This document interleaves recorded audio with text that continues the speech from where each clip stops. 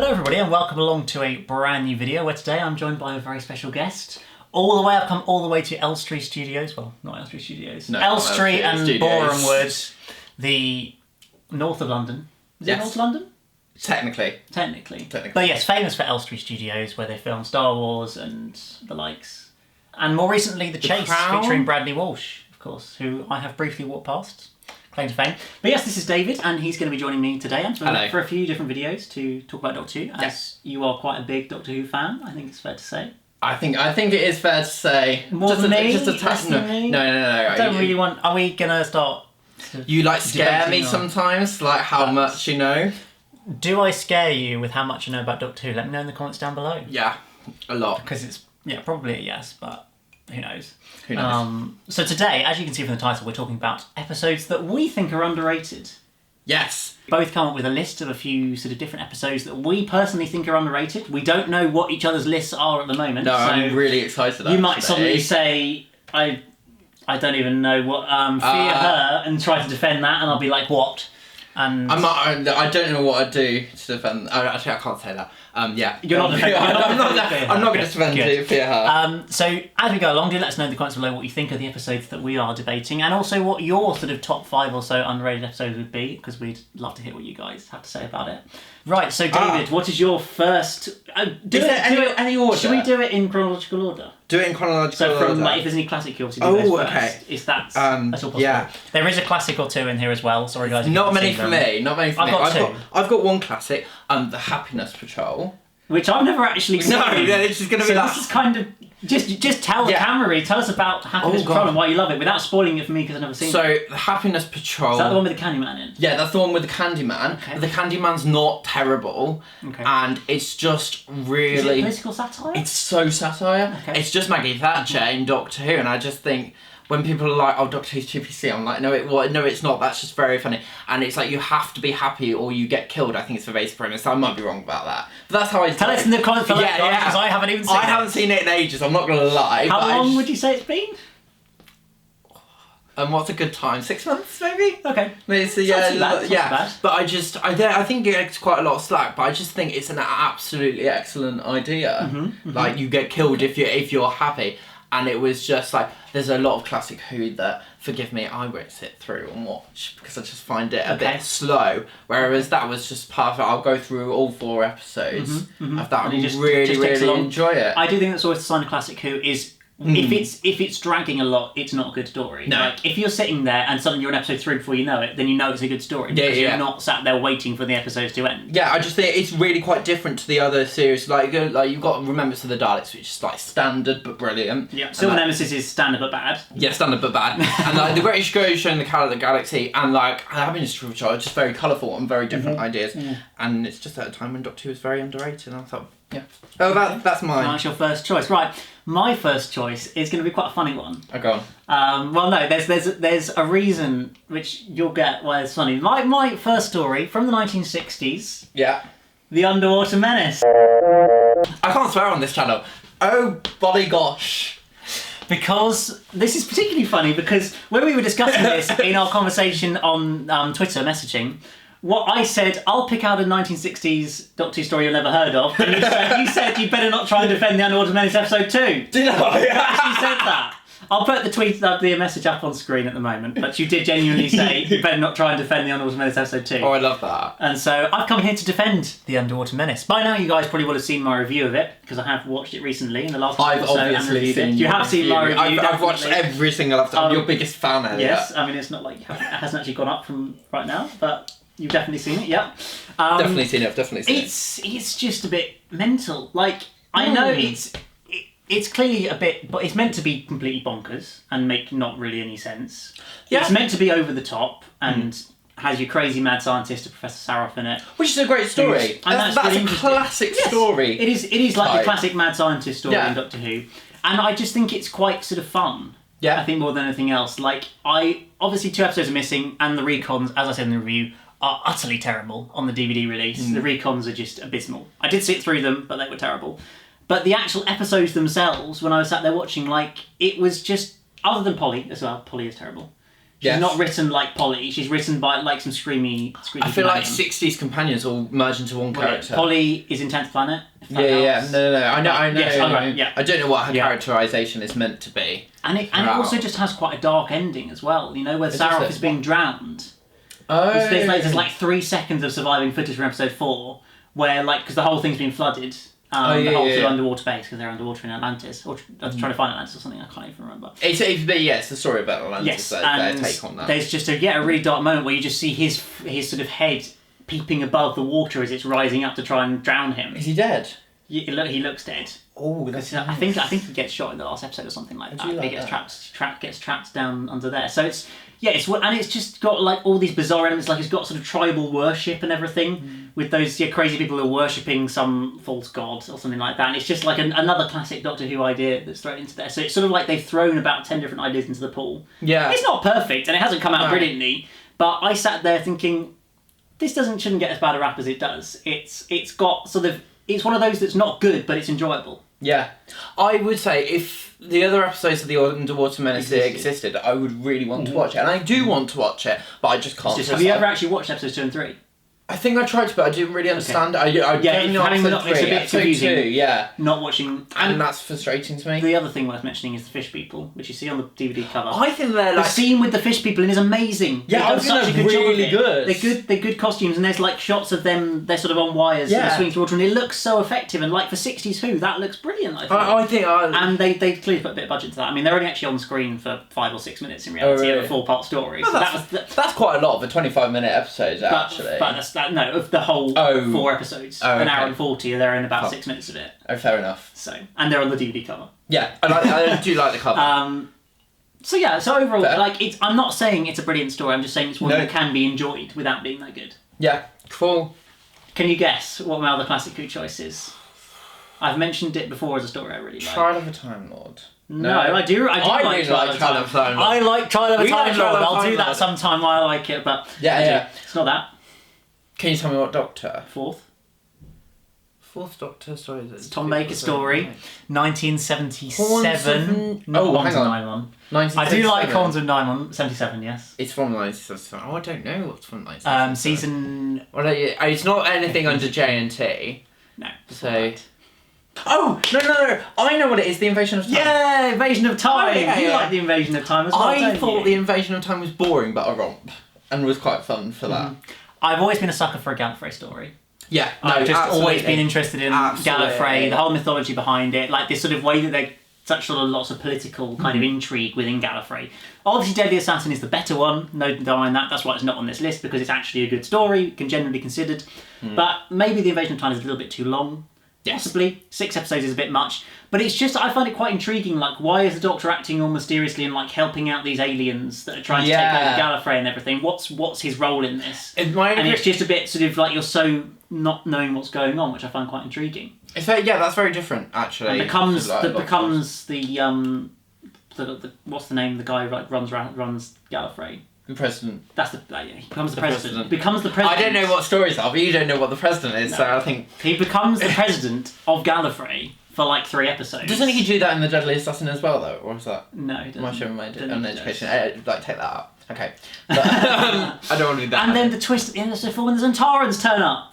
Yes, but that's too long. Yes, that is a plot. That's just a way to extend the story. But then it gets fun, and they go running around the inside of the TARDIS. That's literally... Which, yes, I know it's a mental hospital, but it is a lot of fun watching them run around the inside of the TARDIS, like them running around the Centauran tripping over a deck chair out next to the swimming pool. Like, it's just fun. It's a bit silly and ridiculous, but it's genuinely fun. And the Doctor in the bushes with that little kazoo sort of making noises to try and distract the Centauran and stuff. Yeah, I completely forgot about that. There's so many great moments. It's not like...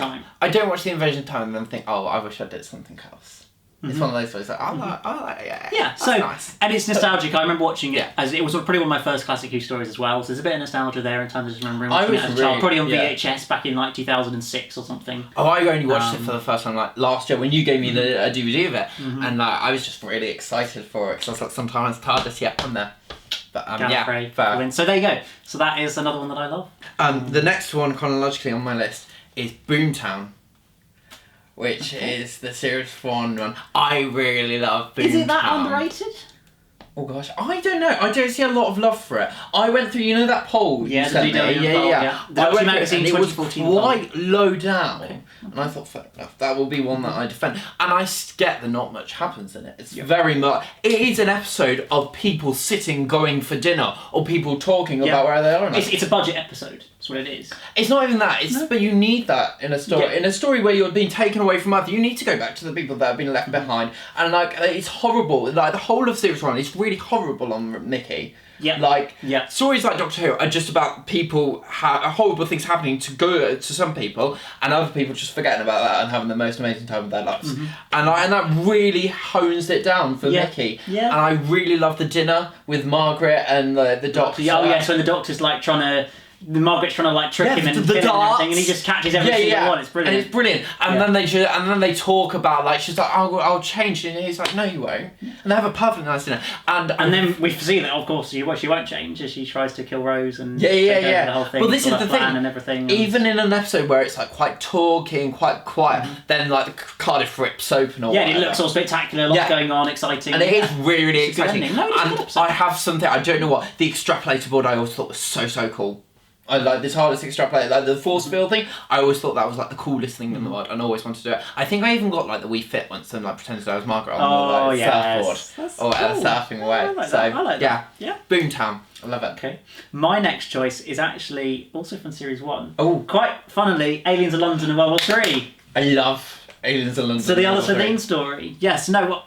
I think naturally there's nostalgia. Yeah. I think you can't help but have nostalgia. If you watched it in 2005, which I did. Did you watch it in 2005? Yes. Yeah. My very first scene of Doctor Who I ever saw was from World War 3. It was the Sabine running across Downing Street. That was the first thing I was changing channels, and that was my first experience of Doctor Who ever. And I loved it. So I think it's a little bit silly at times, obviously with the farting slithering and everything, but it's just I felt it sort of really brought Doctor Who into the present day. Really it's such a kind of present day. With the Matt Baker stuff. Yeah, and BBC News and everything. I've never seen that in Classic Who before. That was a very new, and it was trying to make it very 21st century, 2005. And it was people recognising that the world was being invaded. Yes, exactly. Well. Rather than just it's happened but nobody seems to notice. Now the whole world we've got Slitheen and the Earth is being invaded and everything. Just bringing that out of it. The Slitheen are not that bad an idea. I think Slitheen are brilliant. I think they're played for laughs sometimes with the farting and stuff, but apart from that, they are a good idea, and I think they're kind of fairly ruthless as well. And it's a brilliant design for a monster. Yeah. That is a classic.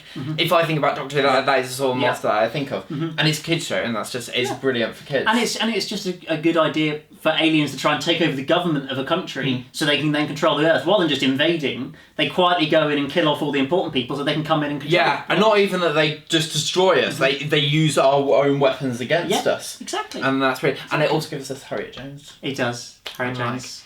That is another one of my favourite stories. I like that. It's definitely too underrated. Forget the farting, it's a great story. The next one on mine, chronologically, is the Lazarus Experiment.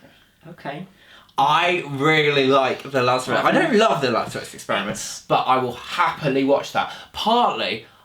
because it's a huge step forward for the Doctor and Martha together. Really, the Doctor is so horrible to Martha throughout Series 3, and you really see that now. I don't like David Tennant's Doctor that much at all. I love him, so he's my Doctor, but I can't stand how he treats Martha. And he's horrible to Martha, but then at the same time you sort of not forgive him, but she doesn't go, oh well, I'll run away. She stays there, and she stays by him, because I think she can see the hurt that he's still feeling about it, but also because she's like, I'm going to come and see this because I want to do it, and I don't care if you're going to treat me like this. This is the most amazing life I've ever had. Yeah. I love that the mysterious woman's there. I loved that in Series 3. Series 3 was my favourite series because you all had this mysterious woman and the mysterious man. I think it's mysterious man in Lazarus Experiment, actually. He just whispers in Francine's ear before she slaps him. Yes, that's quite a good idea. I think also, the general idea is brilliant, but also the Lazarus monster, I think, is one of the best monsters. Okay. Not one of the best monsters, I think the design of it's brilliant, and I always wanted an action figure of it, and never got one, because it was too interesting. Fair enough. No, I did watch it a couple of months ago, and for me, it's just one of those kind of average mid-series episodes, I guess. I don't think it's boring. I don't find it boring. Okay. Fair enough. But, Order, we're skipping a few series through here to the end of time.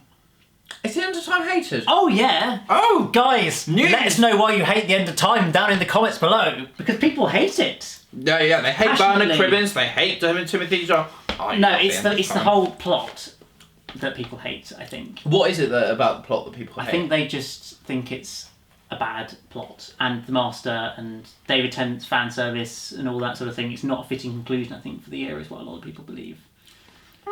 Whereas I love it. I think, obviously, Wilf and Bernard Cribbins is amazing throughout both episodes. I think it's got the classic RTD scale of a story that you love. Blooming time, the Master is everybody. Takes over the whole... That's a really idea. It's a great idea. And then the Time Lords turn up as well, just to make it even bigger than it already was. And as we say, we're sucker for Gallifrey. Oh, yes. How goddamn exciting was it when the Time was like, this is the first we've seen of the Time Lord. And it didn't disappoint to me. No. Also, people who aren't such a fan of David Tennant's Doctor don't like the sort of fan service at the end of the episode and go around and sing all his companions before they leave. Whereas I think that's such a brilliant moving scene, and it's just like such... Yes, it is fan service, there's no denying that, and yes, it's the Doctor indulging in his life, but the David Tennant's Doctor is like... We were at loves the peak himself. of fandom. Exactly, that was people like obsessed. Everybody who watched the episode wanted to see Rose, wanted to see Martha, wanted to see Mickey, wanted to see them all over again. That was the whole thing. I don't agree with Martha and Mickey being together. It seems a little bit tacked on. It does seem very tacked on. But Captain Jack getting panned back. I really like that. As well. Yeah, really effective. That was really nice. And Verity Lambert.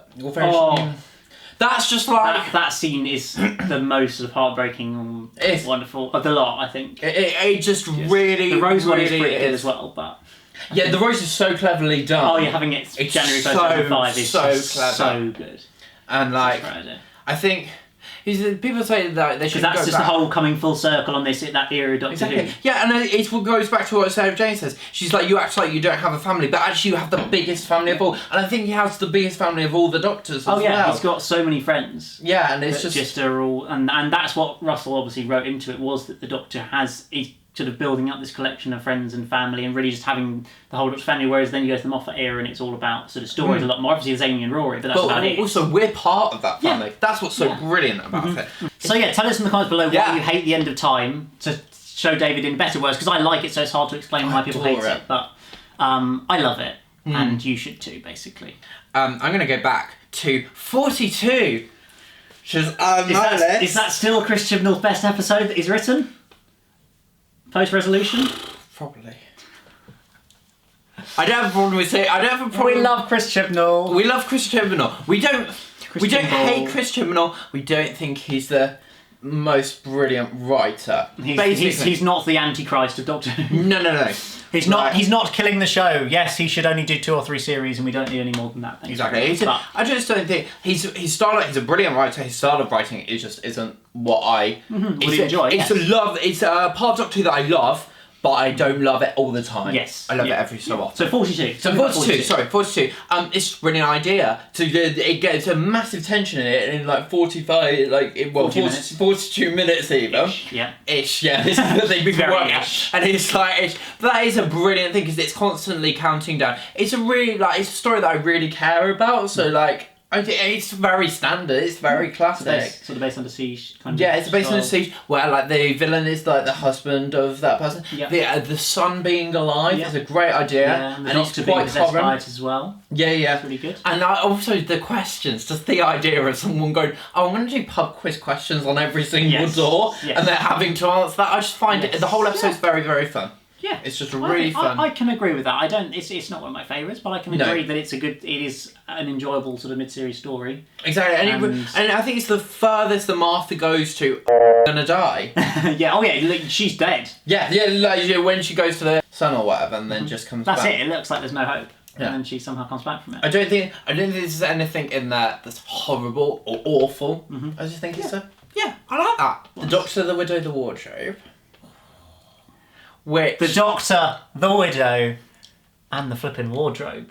Yeah. It's not a good story. What are you talking about? Sorry, is Narnia not a good story? Yes. The Chronicles of Narnia is the most terrible thing ever. Everyone hates the Chronicles of Narnia. Doctor Who doesn't need to do Narnia, though. But Doctor Who can do Narnia. As I say to you, Doctor Who isn't a story. Doctor Who is a vessel for stories. Tell me about why you love the Doctor. Other than it being Narnia. I love the Doctor, the Widow, and the Wardrobe because it's Christmas. a mother needs to tell their children that their dad is never going to come back, and she can't. And the doctor's like, I could be anywhere right now, but at the moment, you need someone. She doesn't even confide in him, so you just need someone to be there, and it's beautiful. That just relationship. I think Claire Skinner is amazing in that episode throughout. To me, even past the Christmas Carol, I love the Christmas Carol, but like that is the most Christmassy Christmas episode that you can have. And I know I haven't mentioned the Wooden King or whatever sort of thing, because that's just really filler, and I did into it to make it. Bill Bailey and the silly I don't mind Bill Bailey, because that's quite like a deforestation or whatever. Again, it's quite a thing, like that is a thing that happens, and I like it when we see it on an alien world rather than our own. Okay. And so, but I think the Doctor and the Widow Wardrobe, I don't think it's amazing. Also, the fact that the Doctor's just trying to distract himself from Amy and Rory. Or whatever, and he is like, it's as much his story as it is Madge's. He's got to go through that journey and go through someone else's pain to find his, like, to go back to his own, and it's as simple as squirting a water gun or whatever. Of course you can come for dinner. Yeah. And it is just, it's really character and human, and I love it for that reason. Fair enough. Okay, well, go for your Matt Smith one again. Journey to the Centre of the TARDIS. Okay.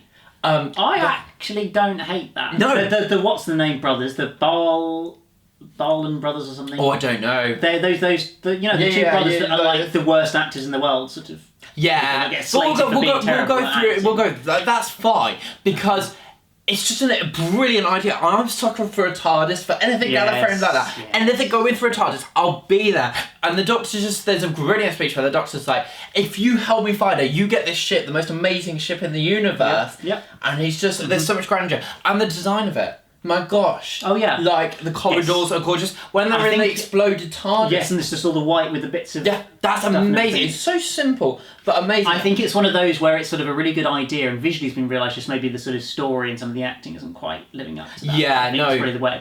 I understand why, but I think he deserves its place there. I think it's one of those, like, Series 7, I don't think it's as bad as, like, the Crimson Horror, or whatever. Like, I don't find that exciting one. I won't go and watch that. Nightmare on Silver. I don't think even the Doctor Falls. Like, I know what happens now, so like I won't rewatch it. I'll rewatch Journey to the Centre of the TARDIS because of the visuals that I get from it and just the tale. Yeah, I really like that one. Fair enough. From Series 9, not the one you're thinking of, is The Girl Who Died. No. I can't stand The Girl. It's fun with a brilliant ending. It is. Yes, the Viking's inaccurate. Yes, it's very silly and over the top and whatever else you want to describe about it. But it's sort of the most sort of campy villain in what's his face, the fake Odin and all of that. I know, but I still quite enjoy it. Like, I sit there and find it fun, and then the ending is brilliant. The Doctor and his finding out what his face was when he's accidentally sort of caused the death of Ashilda, and the pain he feels from that, and then working out where he got his face from, and then having to go back and saving Ashilda, and like realising he's made a mistake because he's getting angry and frustrated with himself and everything. It's good Doctor stuff. For viewers who haven't seen Merlin, please go and watch Merlin Series 1, Episode 10, The Moment of Truth, and tell me what the difference is between The Girl Who Died and The Moment of Truth. Tell me the difference between those. I've never seen Merlin, so I haven't got that perspective. I'm sorry. The one thing I will say about The Girl Who Died, it gives us me. Or Ashilda. I call her Ashilda. Or Lady Me. Because I just think Me's a stupid name, so I call her. I think Me's a brilliant name because I know the idea behind it, but and how damaged she is. I think she's a brilliant character. I think she's absolutely an excellent idea. Like, can we go do like The Girl Who Died / The Woman Who Lived? Okay. Because I will defend the woman. I think the woman who lived is less like it's just there. It's like more middling. Whereas Girl Who Died, you either love it or you hate it. The woman who lived is just okay. It's a good character story. There's not much action going on. Terrible monster. Yeah, but forget Lenny the Lion. From Leona or something. And it's like, oh, that was a good idea. How can you defend any of this? But like, The Girl Who Died is good. Just Ashilda when she grows up is just she's so fractured as a character. That's and that is all because of The Girl Who Died. You see, There's good reasons behind this. Let's move on. Because I can't think of anything to say about The Girl Who Died is good. Thank you very much. Okay, shall I do mine? Yes. Sleep No More. So fair enough. Yeah, fair enough. I like. Is this your last choice? This is my last choice, actually. I've got a couple more, but... I love Sleep No More for two reasons. For one, it starts with "Do not watch this." Yeah. That's like I'm already there, and that's just brilliant television. Secondly, I know people don't like the fact that it's fan footage, so they're like, "Oh, that was 10 years ago," or whatever. I'm sorry, but we haven't had a fan footage Doctor Who episode yet. It was a good experiment. Yeah, it's just different. I can't see half of what goes on. That makes it so claustrophobic and actually a lot more frightening. And I don't get scared by Doctor Who, but it messes with my head that I can't see it. Yeah, I mean, I need to go back and watch. I've probably only ever watched it 2 or 3 times. Sort of properly. Yeah. Like, I remember falling asleep in it once. Sorry. No, I was watching it late at night and fell asleep, so it's one of those that I need to sit down and watch again, kind of away from everything else and the perceptions of it, and like appreciate it for the story that it is. Because I can see what they're trying to do with it. It's very much experimental Doctor Who. There's no title sequence. It's just that sort of fizzly little Doctor Who. And the Doctor Who. I don't even think they needed that. I think they just needed to run it. And when it goes to the end, he's like, actually, the message, like the infection or whatever, is in this video. But watch it. It's so meta. That is a great idea. That is a brilliant idea. And Rhys Shearsmith is phenomenal throughout. And where he's like, oh, there was a lot of action, wasn't it? Just that little bit there where you thought I was dead or whatever. He masters that part completely. And where he goes like, what's that in the corner of your eye? Yeah. It's just an excellent idea. Yeah. And I think it was a lot better done than people think it was. But again, it's one of those things that if you don't like that sort of style... Yeah, then it's not for you. Yeah. I think it's one of those that you're allowed to not like. Yes. But you should appreciate why some people do like it. Exactly. And I just appreciate that it happened, because otherwise Doctor Who's boring when it's the same. Doctor can get so samey and I'm just not interested. It's just your standard... Series 10. Most of it's not that bad.